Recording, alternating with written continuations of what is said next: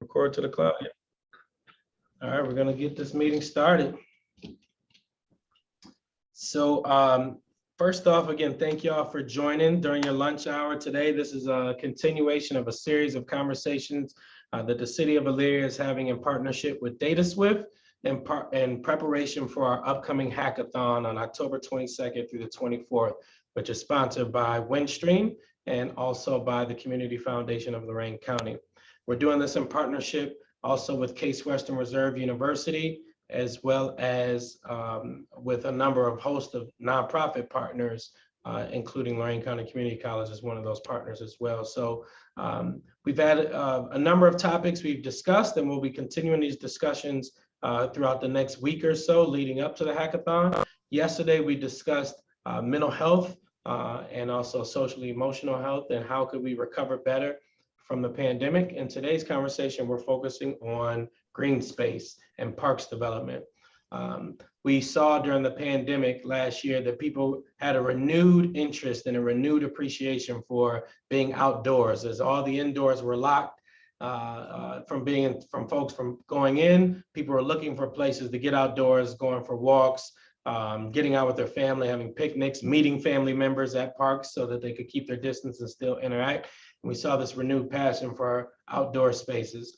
So the purpose of today's conversation is to really talk through again, what sort of key investments can be made in cities. In particular, we're using Illyria as the template, as the prototype. What type of developments could be made to enhance and create green spaces and communal spaces outdoors that help people to appreciate and better enjoy the outdoor spaces in the city of Elyria, and also, again, to give ideas for folks around the world on how they could be investing in green spaces. So we have a number of folks on the call. We'll go around and do a round of intros like we always do, and then we'll jump right into discussing the topic. So Irene, I'll pass it to you first. Oh, right. Just as I was taking a sip on the coffee. Hi, I'm Irene. I am from Cambridge, England. I spent 9 years in tourism, running my travel company in Malaysia. Back in the day, before I became an academic and then was an entrepreneur, ran cruise ships and all that. So I know quite a bit about tourism, not enough about parks and recs, which I could and sort of be great to know more of the issues, and would love to have ideas around the outdoors and how can we engage digitally in the outdoors more. Oh, and I'm CEO of DataSwift, sorry, just in case. Important. Yes. Kevin, you want to go next? Sure. Thank you, Frank. Very happy to be here.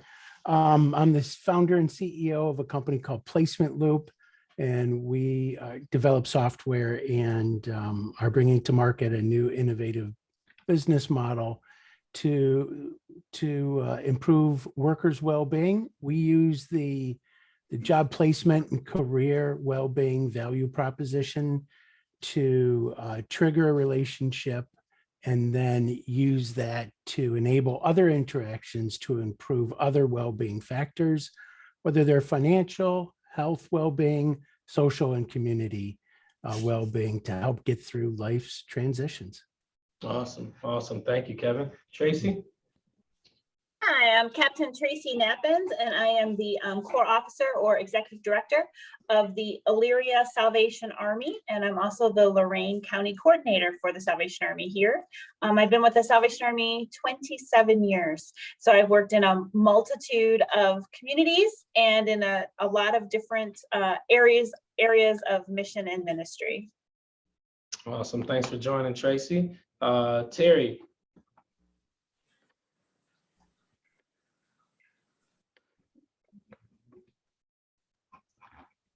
Terry, you want to go next? You're on mute if you're talking. We'll come back to Terry. Burhan. You want to introduce yourself, Burhan? No pressure. We'll come back to you as well. Sorry, I was on mute. I was on mute. Go for it. I'm back now, but you'll have to forgive me. I'm a bit muffled because I've had some dental work, so I've got a face full of anaesthetic. My name is Bahan Quinn. I work for DataSwift as the product associate / junior project manager, and I'm happy to be here. Thank you for joining. Big time. Thank you. Thank you. And I see Kiera join. Kiera, do you want to introduce yourself? Hello, everyone. My name is Kiera Williams, and I'm currently the outreach coordinator for Lorraine County Metro Parks. Awesome. Thank you for joining. Thank you for joining. Again, the purpose of today's discussion is to really talk about, again, using Illyria as a prototype. And I'm hoping Terry jumps in here at some point because he's got some really unique ideas about bringing people together. But one of the processes we're going to use to kind of identify solutions is what Casey calls design thinking, human design thinking. So what we do and what we did on yesterday's call is we kind of look at the journey map of an individual, and you use your personal story, or you can use a story of someone you know. And so we'll use the example of parks and green space. And I'd love for you to all share some of your journeys on what it looks like for you, why you go to a park, where you go to a park, and what do you do while you're there. So why, where, and what. If you all could just kind of think for a second about why you go to a park, where you go, and what do you do while you're there. All right, I'll start while y'all are thinking. So my family, so why we often go to a park is because our kids are just running us crazy and we feel like, hey, they need to get outside the house. Or we've all just been cooped up for too long and we need to get out the house.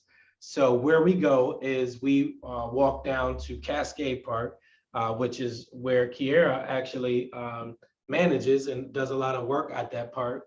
And so we walk down there from our home. We don't get in the car. We load up and we walk down to that park. While we're there, we walk the trails. The kids have some time on the playground while we're there playing around. And every now and then we'll actually do a hike. There's actually a hiking portion to it as well. So that's normally our journey. And again, our walking distance is probably about a 15-minute walk tops to get there. And we normally stay there for about half hour to an hour, and then we walk back home. So that's kind of what our journey looks like getting to a park, why, where, and what we do. Would others like to share their experience or the experience of someone they know in terms of their park experience? Sure, I'll go next. Frank, thanks very much. I grew up in Toledo, Ohio, which has a very strong metro park system. And I find myself in Toledo often to visit family. So I go to the metro park to get away just from the hustle and bustle of life. There's some fantastic metro parks around Toledo. So, I availed myself of those all the time. So that's where I did that. What I would do was basically I would just walk and enjoy nature, but you might say that they're, not just to walk and enjoy nature. I also enjoyed being cordial to other people. There's other people at the park, say hi, they smile at you, you smile at them. I mean, it's all good, that's you kind of get a connection that, hey, we have something in common. We're here enjoying nature together. And it just feels good to be around other people that are experiencing the same thing. And, you might consider that the park is like a platform that, if done correctly, can engineer serendipity. So what I mean by that is, if we're congregating in a location on a platform in a park, and we have common interests, maybe we have other things we could talk about. Yep. And so with the proper design, we could engineer some serendipity that could lead to maybe some co-creation of value or some co-production of some value propositions. Kevin, when you say that, what I think about is networking. I think about the networking. Going to a networking event is it's almost like an experiment in serendipity. You're going to a location to see, hey, maybe I might connect with someone over business or life, and let me put myself in a space where that can happen. So it's interesting to think about parks as a platform for relationship and networking. And then again, as we're going to go into an idea phase. So if you got ideas, you can just shoot them out, put them in the chat as well.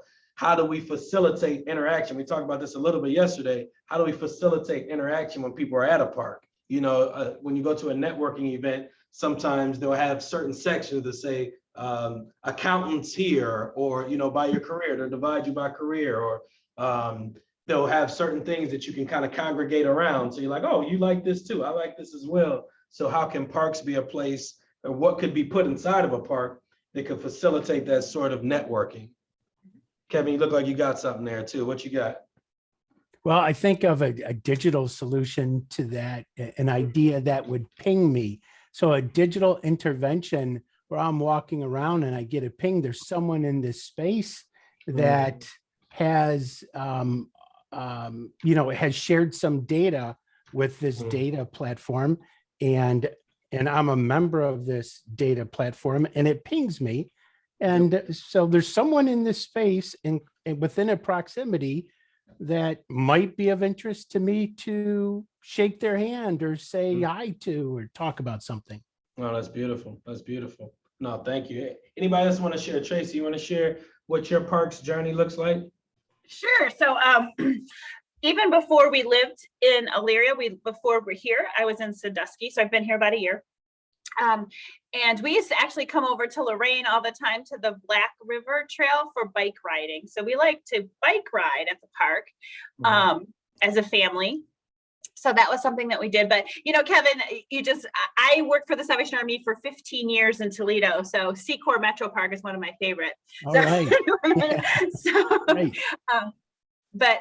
So yeah, and you know, my children are big now, so we don't do as much playing in the parks, but I know when my kids were little, I mean, we spent a lot of hours just playing in the sandbox. I don't even know if they have those anymore, playing in the sandbox or whatever. So I live closest to Eastern Heights Park, and that's gone over through a huge, since I've been here, a huge renovation with beautiful equipment. And I'm going to be honest with you, I drive by it at least twice a day, sometimes more often. And I keep saying I need to stop because it just looks like some cool stuff over there. And I can say that it is always packed. I mean, even on days when it's not super wonderful weather, there are always families there playing with their smaller children. So I know that playground equipment, you know, is a huge draw for families, especially when you have little ones and you need, you know, free, easy entertainment. That's beautiful. So one of the pieces, the park that she's referring to, I'm actually going to try to pull some of the stuff up on a map. I don't even know if it's called Eastern Heights Park. I like that you called it that. It's called East Park, but I like that you called it Eastern Heights Park. And because there's a lot of plans right now on this park. We're actually having a meeting this Thursday to talk about, you know, rebuilding the aquatics there and having a nice aquatic center at this park. So I'm going to pull up a And one question for you, Mayor. So since I've lived here, there's been like some supplies in the parking lot. Looks like it's going to build some kind of structure. Is that like, do you know what that's about? Is there going to be like a gazebo or a shelter house or? Yeah, so are you able to see the map right now? It's been there for like a year, and it's like, how long does wood last on the ground? Yeah. I'm just, you know, not being critical. No, it's all good. Can you see the map? Yes. Yeah, that's okay. Yep. So this is an older area. So since then, there's been a new playground equipment that's been built here, including a zip line that's here. Right. At East And Park. bathrooms. There's new bathrooms there as well. Yep.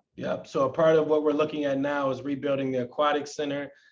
This is the old pool that, you know, they call it a big bathtub. So part of what we're trying to do is get out of this bathtub world and like, how do we make it more interactive and engaging for families?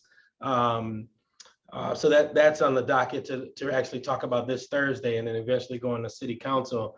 But the vision here, Illyria has actually changed in its makeup. We've seen a huge amount of growth here in the southeast quadrant of the city.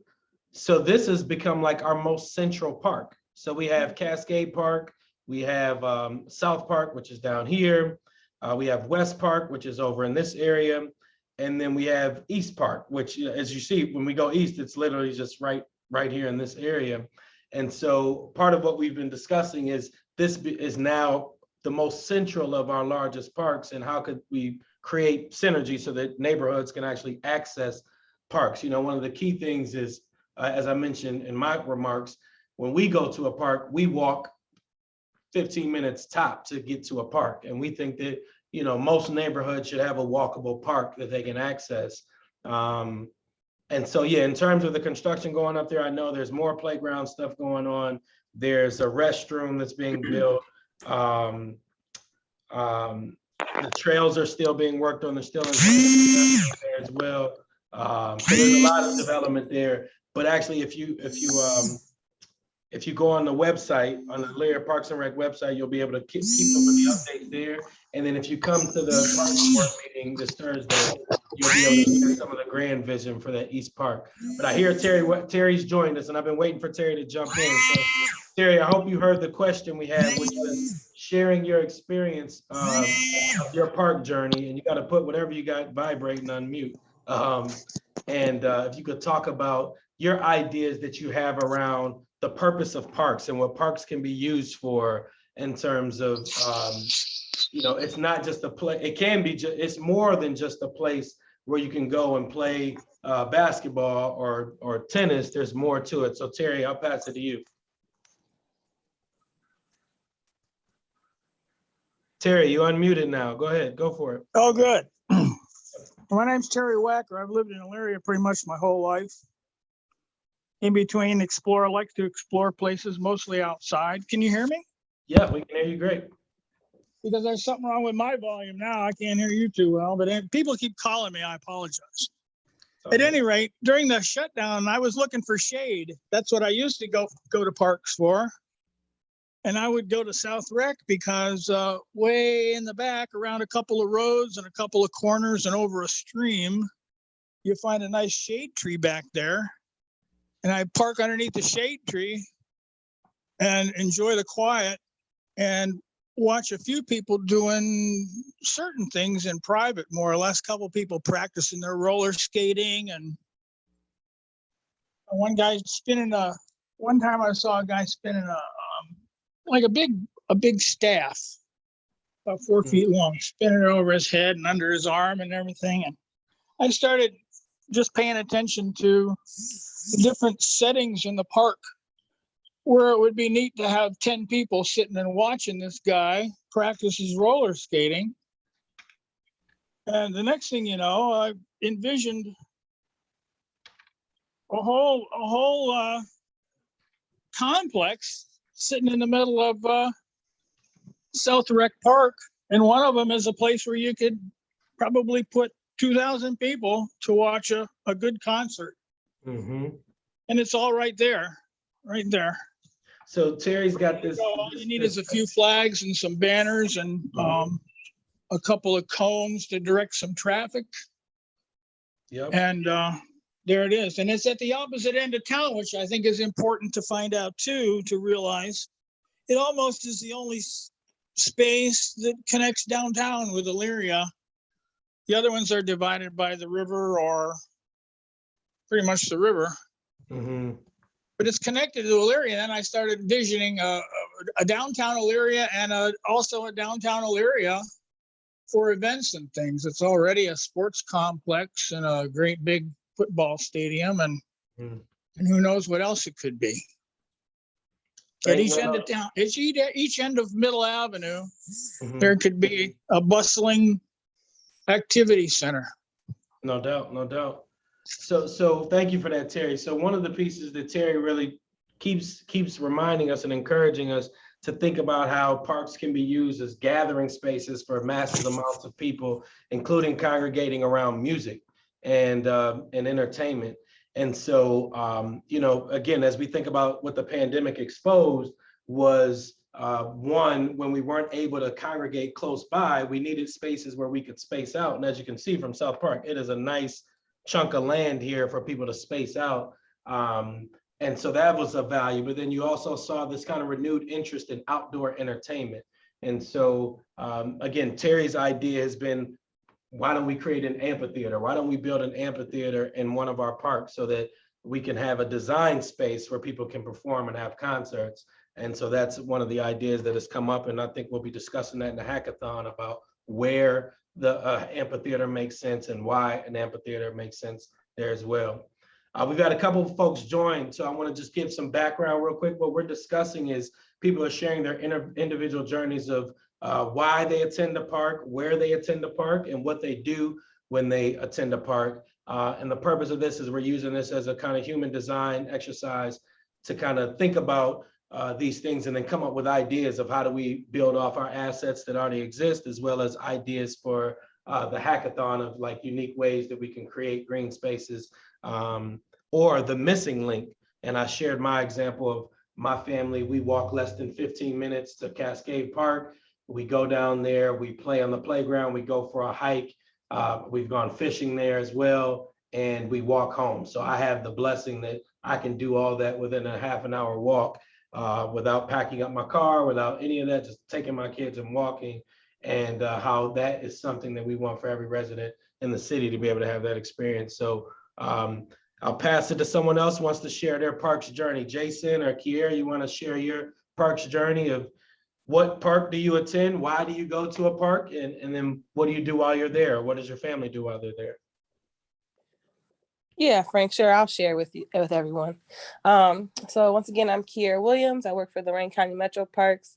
So of course I'm in and out of the parks all day, all week long, mainly Cascade Park. That's the park that is closest to my home as well. So I tend to take my children down there. But another park that I actually highly favor is South Park for a couple reasons. I have a 4 and a 2-year-old. So with the toddler playground area and also with the older playground for my older child, I can do 2 birds in 1 stone, and they both are entertained. In the summertime, the splash pad is perfect for them to go cool off. There's a restroom. There's a shelter area there, so we want to eat lunch. We also like to go down and take a walk back by the baseball field, walk that trail by the water tower, maybe discover some species in the creek as we cross over. So we basically I go for a peace of mind while my kids go to play. So it's kind of why we go, where we go.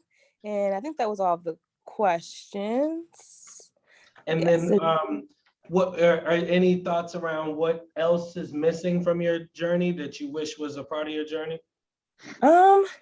Sometimes I'd be kind of cool if there was maybe a pop-up program.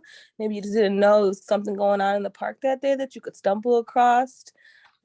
I know for the Metro Parks, we do a program that's free, and it's called Nature in Your Neighborhood. So if you're just in the park one day, you might run into a naturalist that's there doing a program about birds. So you can learn a little bit more about the birds in the park, just to kind of know what trees are there and different identification things. So other than that, just a little pop-up program, little giveaway, little picnic. Other than that, no, not really.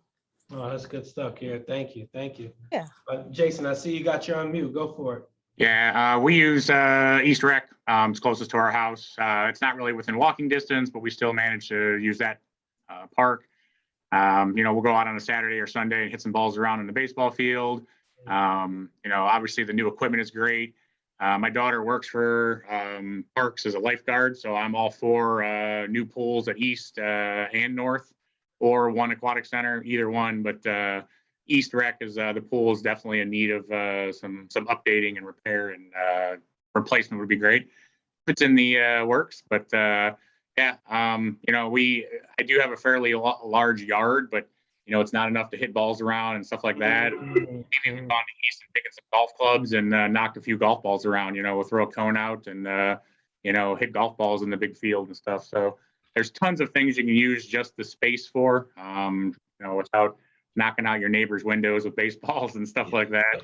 So that's what we use it for. But all the parks are great. South is looking really nice. We just did the trail a few weeks ago at South. Looks great. I don't use West a whole lot just because it's on the opposite side of town, but I have, had some softball games there in the past. My daughter was playing softball, and it's a great park too. But East is great. I love to see the work that's being done. I don't know who is in control of locking and unlocking bathrooms. But it seems like every single time we're there, the bathrooms are locked.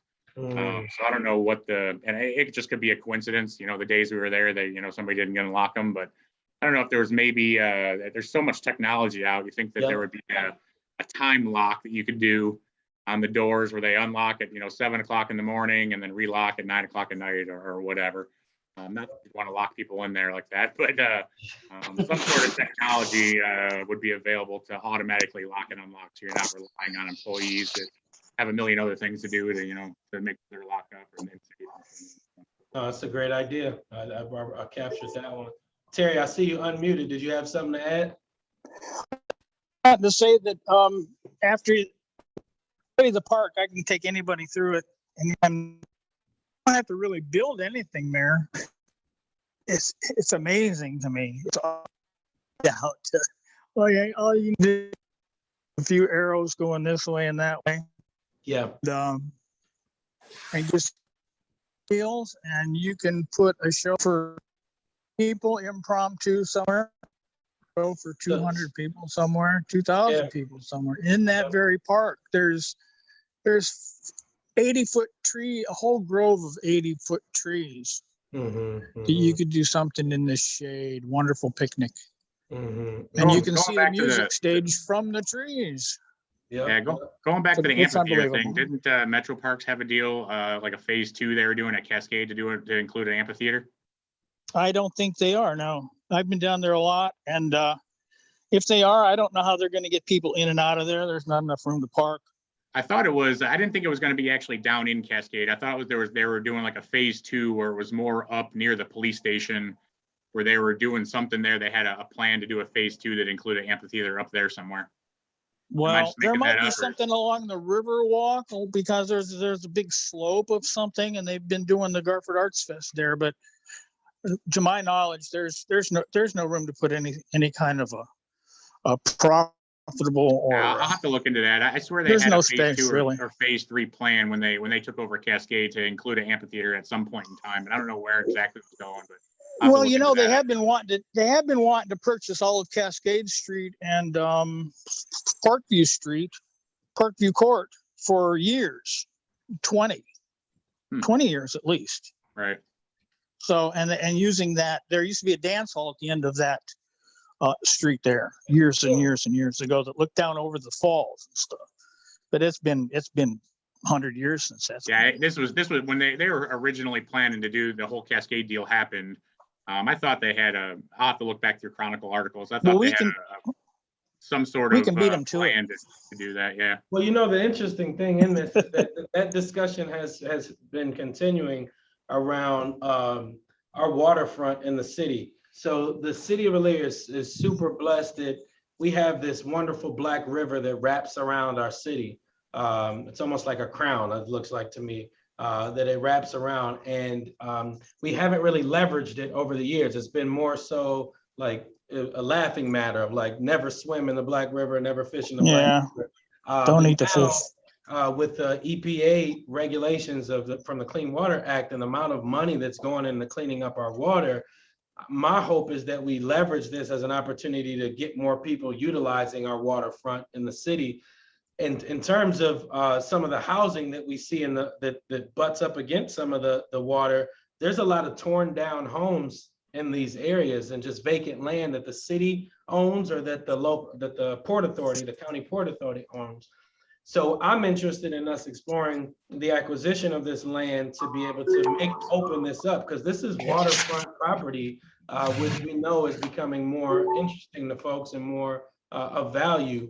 And the deal with the Metro Parks is we would have to purchase the property, but they would manage it because we still own Cascade Park. They just lease it from us and manage it. So it would be the same if we were to expand. The city would have to acquire the land, and then we would pass it over to them to manage it.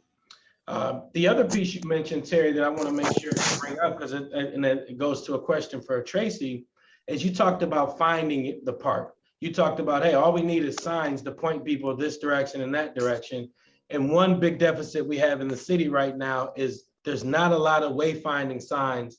And when you bring guests to town, they're shocked when you take them to Cascade Park. And they're like, well, how was I ever supposed to find out that you had these waterfalls here?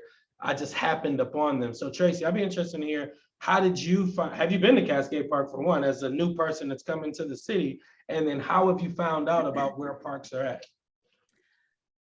Okay, so let me just preface this. I'm not super outdoorsy. Like, Roughing It is a hotel without room service. So I'm just going to preface my comments that way. Okay. So I have never been to Cascade Park except for one time when I went the wrong way down a street and I used it to turn around and go the right way. But again, like I said, I'm not super outdoorsy. Now, I did try to get tickets for the trolley thing for last weekend, but they're like, there's no more seats available left on that. I don't know who does that, but You hear that, great Kira? idea. Great idea, Yes, but yes, that's me. I'm so sorry. We're always so busy. I know I needed 4 seats together. I could not find 4. Anyway, it's no big deal. So Well, I let's was do going to more. try to Let's do do that more. this past weekend. So I have never visited Cascade Park. I know that it's beautiful because people tell me about it all the time. However, I have a 13-year-old who's been to every one of these parks with different groups of friends. So although the mom is not super parky, the kid is. Well, you just brought up the trolley ride. So that was one of the pieces that we tried to institute this summer. We were doing concerts on the square. And I figured there was a lot of folks who had just never visited our park. So we reached out to the Lorraine County Visitors Bureau through the leader there and asked him, could they sponsor having a trolley take people from downtown to Cascade Park and back?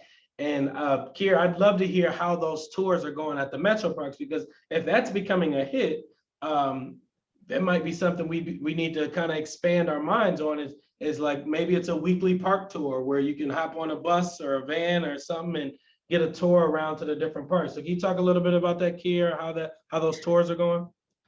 Well, I can only tell you from a consumer point, there's no seats left the rest of the season. Like there were 2 dates available and it's booked. So, okay, let's start by this. So we started the tram rides in June of this past summer. We ran them every Tuesday, open for the public until September 28th. And then you could also call in, pre-register your group for a different day and time if needed, if you could not get there on Tuesdays. We realized this year is our first time running it. It was so busy on Tuesdays. We served about maybe 40 to 50 people each Tuesday. So overall, we totaled, I think, around like 600 plus guests that came in for the trolley ride around Cascade Park. So it was definitely very popular. We threw those couple extra dates up there because people wanted to see the park in the fall and to see all the color changes with the bridge and the new landscaping and just reminiscing, going down to 19 acres to see the ford they used to drive across. We had a very diverse group of people when it came to just age range, ethnicity, area, location. One lady came from England.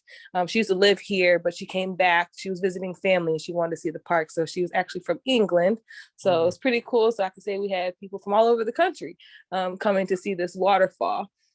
We would take them down to 19 acres and back over to Eelywood and back, and then we would end up at the West Falls where they would have to then exit the tram to walk back to see the waterfall, but then we would take them back out. So it was a big hit, and we are looking forward to next summer season to see what we can do more of. Now, do you guys offer tours directly to just tours to the falls? I'm always shocked how many Illyrians have never actually walked back to see the falls. And do you guys offer something like that? Because I know you offer, like at Carlisle Visitor Center, you take people around to do bird watching and miscellaneous, hikes and tours you do there. Do you offer that specifically for Cascade? Yes. So the main tour is the whole park. But if you want to request it for a private tour, you can request just to the waterfall. We do seat 4 to 5 adults that can go back there at a time. I'm not sure if many of you have. Are you driving back there to people, Yep, or are you actually? Okay. Yep, we drive back there to the trail at least, because then you actually have to walk back to the Overlook until we figure out the bridge access portion. But yes, I always thought it'd be a good idea if you did like an actual hike back there, start, at the parking lot and take the rocks and the trails back there as opposed to the the pseudo roadway, if you want to call it that, back there. Yeah. You know, I always thought if you did like a Saturday morning, you know, you'd probably be able to get, you know, 20, 25 people signed up for that. And there's so many Illyrians that have never hiked back there and have never don't even know those rocks are back there or any of that kind of stuff. And you guys have done a fantastic job with graffiti removal and trash cleanup on all those trails that are back there and all the rocks that are back there. But I mean, growing up, I mean, we used to play on that stuff all the time. And there's still people that, you know, run around those rocks back there. And so many Illyrians have no idea any of those caves or any of that stuff is even back there. So I thought, you know, it'd be a good idea to, you know, and it's not super treacherous. I mean, if you're in fairly good condition and, you know, can hike a mile or two, I mean, most people could make that, and it's not real strenuous on them or too dangerous. And I thought that would be a good idea too. No, that's a great idea. I just captured that, and it segues into two things. One, I want to get to Cindy, made a comment in the chat that she took one of those trolley rides from the Thursday concerts, and she said it was awesome watching people's response, just seeing a trolley drive around town, and wonders if we can use those trolley rides to drive around neighborhoods to see holiday lights. It might be a good way to raise money as well. And she's seen private companies do this as well, and it was a huge hit prior to the pandemic as somewhat as a fundraiser. I think that's a great idea. Jason, I also think it's a great idea to just do these Saturday morning event hikes where, hey, come hike to the falls and show people the falls. The other piece we're talking about that Kieran mentioned is this overlook to the bridge. So for those who are not from Illyria, we have this beautiful waterfalls in our city, multiple, we have 3 waterfalls. But one of them had this bridge that was that you could walk across, so you could just literally stand right in front of the falls and just take it all in.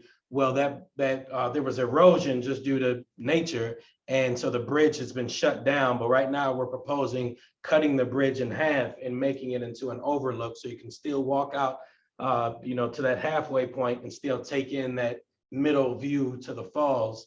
And you know, as you think about one of the conversations I think we're going to have this week is around tourism. And to me, this is one of the greatest tourism attractions we have in Illyria is our waterfalls. And that's one reason why people come to parks. Yesterday we were off due to the holiday. And so my wife and I, we went park touring and looking at other people's parks to get ideas. We went to Clay Park in Westlake and took a look at that. We looked at the Rocky River Reservation and checked out their park. So it's also a reason why people go to other towns. So while people are in town, it's a great opportunity to say, hey, what are we going to get to eat while we're out here, and support the local businesses while we're here. So, you know, that's another reason why people visit parks, is just when they're traveling. So last piece I want to kind of shift to in our closing pieces is really, you know, any other ideas that people have in terms of what's missing from your experience with parks. So what, you know, Jason brought up something I had never thought about is just some people want to go to the parks and just hit a golf ball or hit a baseball, and how important it is to retain that big open space. Sometimes we want to fill every green space up with things like, oh, let's put this here, let's put this. Well, when you do that, now there's no big green space to do activities like that. But what do we feel like is missing from our public spaces? And I'll just open it to any comments or thoughts on that. We'll capture those. And again, I want to remind folks, hackathon on October 22nd.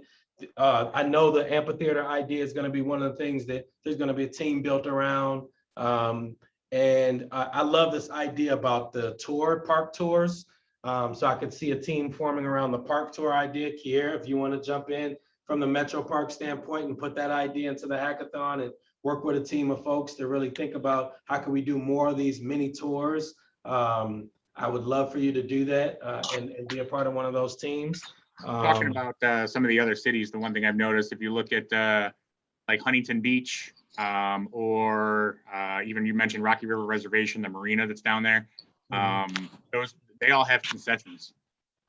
So I mean, when you don't have to have a huge concession stand, and maybe not even every day, but on the weekends in the summertime, you know, if you had an open concession at, you know, north or south or east, you know, where the pools are, you know, especially north and east, I know they run a little concessions when the pools are open, but, you know, the hours of the pools are very limited. So like you're having, you know, your baseball games and so on and so forth at these parks, You know, if you had a small concessions, almost like, you know, which does, you know, the city runs or the Metro Parks run, you know, it's revenue. You know, I'm big on, you know, revenue and bringing money I into the love city. that. You know, I not love just that. pulling it from taxpayers. You know, bringing it in other ways. You know, having small concessions. You know, even a small concessions and then bring in 2 food trucks. You know, or something Yeah, like that. exactly. And even just, hey, next Saturday we're gonna have food trucks at South Park just for the heck of it.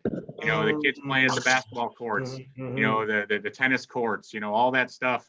It's gonna bring people to the park specifically for the food trucks. Yep. And then, hey, maybe they hang out, they eat lunch there, you know, they play some basketball, you know, they throw, you know, football around or whatever. You know, so you can have events at the parks. You have these big spaces that aren't being used for anything. You know, park a couple food trucks there, open a small concession stand, let it run, you know, throw a city employee or let the Metro Parks run it. You know, Metro Parks do that for Halloween walks and everything else, you know, so they're already set up for it.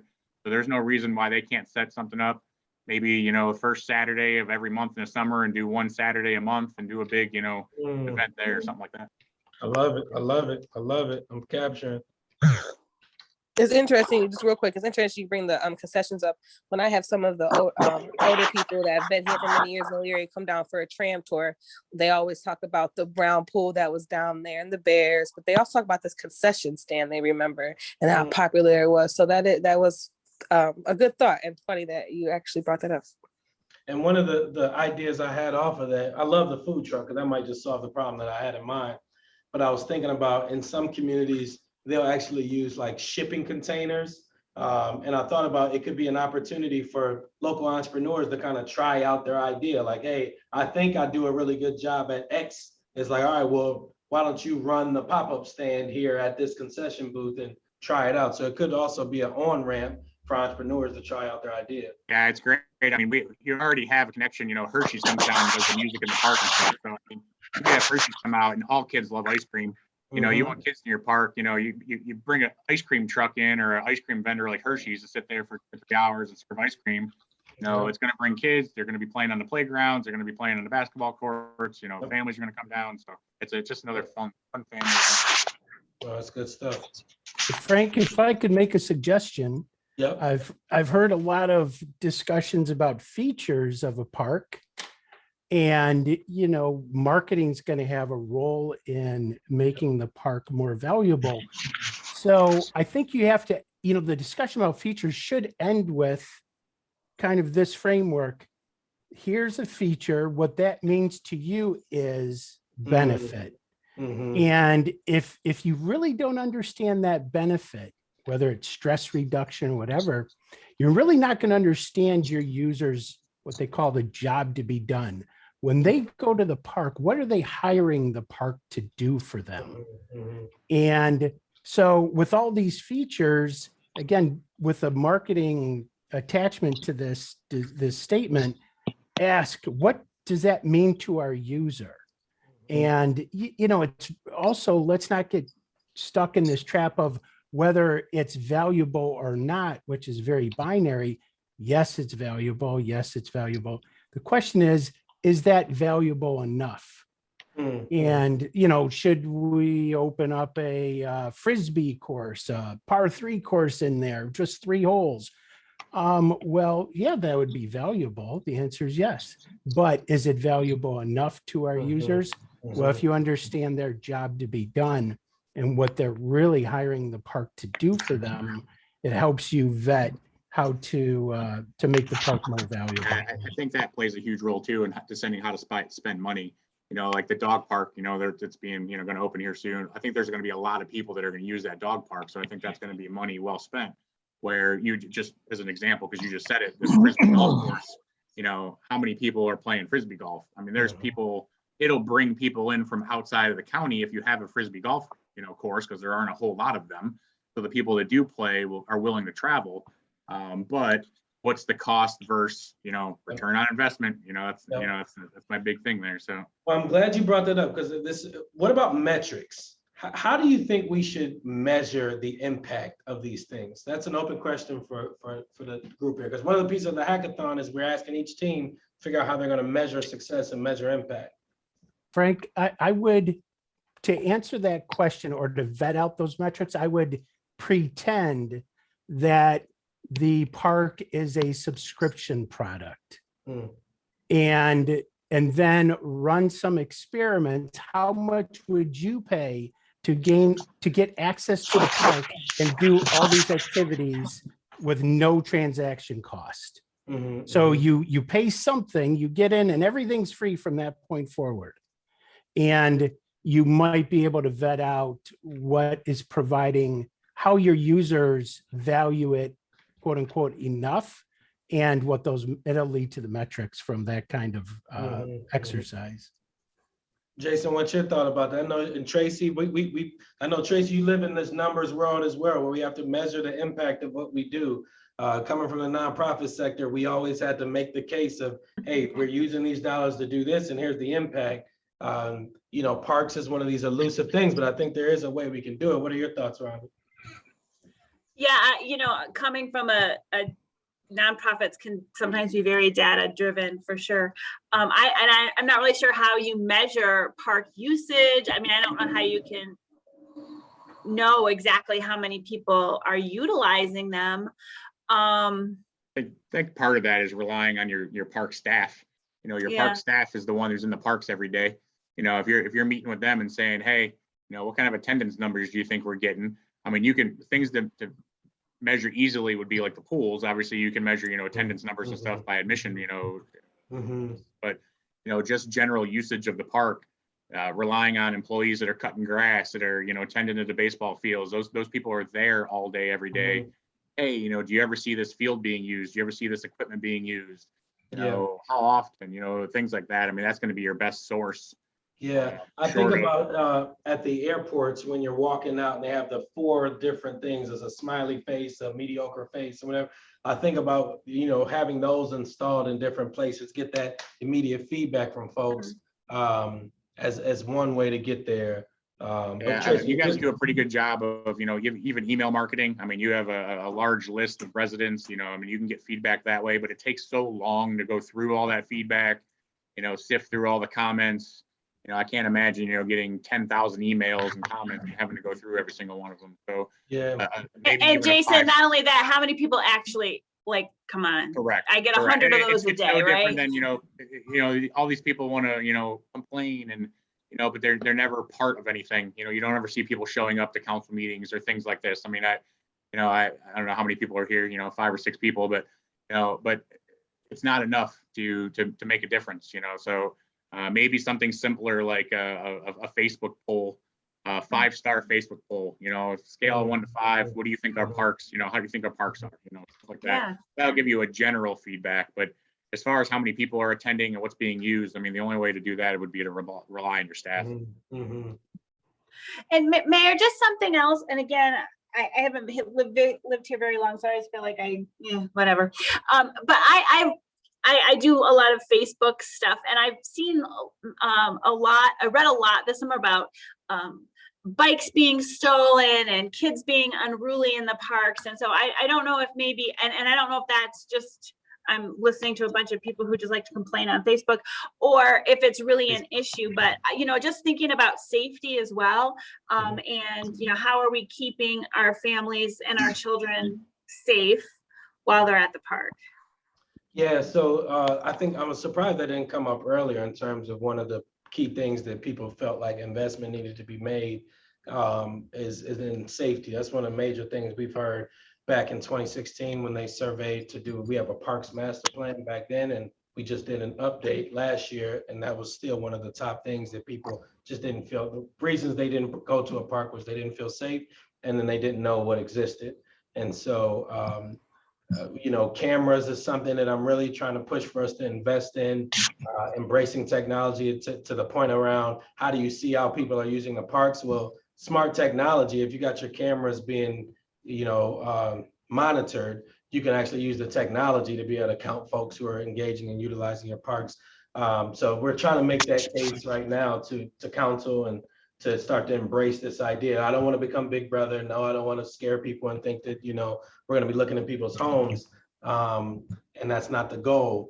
But I do think that cameras can be a huge benefit to us in terms of safety as a city. And I think the cameras that you put up at East after like midsummer, did some good. The bike problem was certainly a problem the first few weeks of the pool being open. And you guys threw the camera up. According to my daughter who worked there on a daily basis, the problems got slightly better. So I think there was some, deterrent factor on just putting the camera up, if nothing else. Mhm. And one thing I learned, I'm a network a lot with other mayors and folks who used to be mayors. And the one thing they stress is it's not just about preventing the crime, but solving it quickly. So it's just like sometimes you can't prevent it, but if you have everything in place where you can identify who did it, get it solved quickly, that then prevents the future crime, and that also stops that person from continuing the crime. So cameras might not stop someone from taking the bike, but at least we could see who it was, identify them, and take care of it. There's some personal responsibility there too. Lock the bike up. Stuff like that. So I know it sounds real simple, but when you're getting a 10-year-old kid that's riding his bike up to the pool, he doesn't have time to lock it up. He wants to get in the pool. So yeah, no doubt. There is some personal responsibility there that goes along with that. No doubt. Any other closing thoughts folks have? I mean, again, we want folks to bring your ideas to the hackathon on the 22nd. Tracy, if you're talking, oh no, she's not talking to us. But yeah, on the 22nd, join the hackathon, bring your ideas, or join a team that's going to be working on these type of ideas. We're going to be coming up with solid proposals and plans out of this. The winning team will receive $1,000, but more importantly, your idea will go forward and potentially get funding to actually be done if there's funding needed. Some of these ideas may not require funding, just the idea to be executed on and supported. The other piece I should note is that Case Western Reserve is going to have their staff support the winning teams as well. So you'll have some volunteers helping to assist you in executing on them as well. So thank y'all for having lunch with me today. I hope you were able to eat either before or during, and we'll be right back at it again tomorrow. Irene, do you know what tomorrow's topic is? Not, I'll try to pull it up. I am trying to recall, but I believe it is, I know the Thursday one is always the intervention in violence. Tomorrow one is data ownership, citizens and entrepreneurship. Citizenship and ownership of data and entrepreneurship, small business. Okay, yeah. So tomorrow's the small business chat. So we'll be talking about how do we use these resources we have, this moment in time we have to really spur entrepreneurship and small business, which I know, Jason, that's a passion of yours, passion of mine, and I've been really anxious to step up in this area. So I'm looking forward to the discussion tomorrow. I'll try to make tomorrow too. Cool things. All right. See y'all tomorrow. Thank you.